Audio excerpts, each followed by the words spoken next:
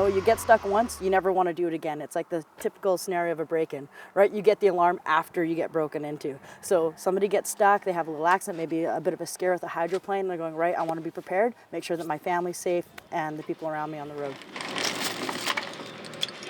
Most newer vehicles come with ABS or anti-lock braking system. What you do is you apply firm pressure to the brake, and that acknowledges to the car that you want maximum braking power. Now, if ABS fails, or if you don't have it, what you do is you pump the brake continuously until you feel the wheels lock, and then release suddenly.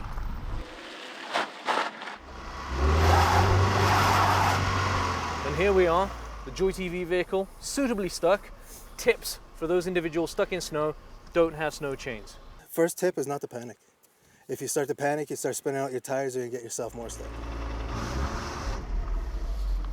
One of the simplest things you can do is keep an emergency preparedness kit in your car. This will have things like a blanket, a flashlight, and jumper cables. Also, before you get going, make sure you have clear visibility. The biggest thing that you want to make sure that you do, though, is clearing out in between, on the front and behind the tires. Front and behind. So you have room to rock. See, we're hitting the ice here. Now, some people have talked about kitty litter. Does that work? Yes, yes it does. Do we have any? No, we don't.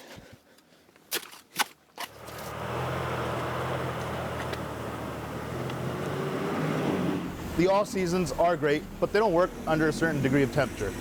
Nowadays, there's a lot of tires that are coming out with the snowflake severe warning. With that, you can have one tire that does it all year round. This is the symbol here you want to be looking for, the mountain with the snowflake. There's some tires that have just the M&S.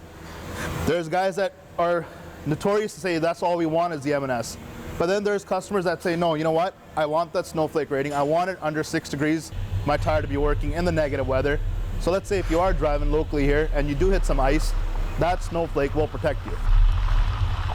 The stat is that at this time of year, serious crashes where people get injured or killed almost double. So for example, in the month of December, this is 236 crashes compared to October where there was 117 crashes. It might require some pushing. It probably does require some pushing, actually. If you have anything to hook it up to. Now, most people think with 4x4s that they're good to go. All-wheel drive is the way to go. And we often find that that's not the case. No, that's not the case. Definitely you want to always carry chains with you, even if you have 4-wheel drive. And you want to know how to put them on. You want to know when to put them on the back tires and when to put them on the front. Now in the winter, fuel consumption can go up by 30%. Yes, you want to warm the car up, but you want to avoid unnecessary idling. Now with most cars, you need about 30 seconds to warm it up and then drive away slowly. This will heat things up very quickly. One more time, go. Now turn. Turn to the right. Oh boy. And how far do I want to go down here? The key thing is, Dean, once you have momentum, don't stop. You want to keep your foot on and keep going so you can, Now straighten out, perfect. Lovely. If you're driving on slippery conditions, the brake is not your friend. Not at all. Not at all.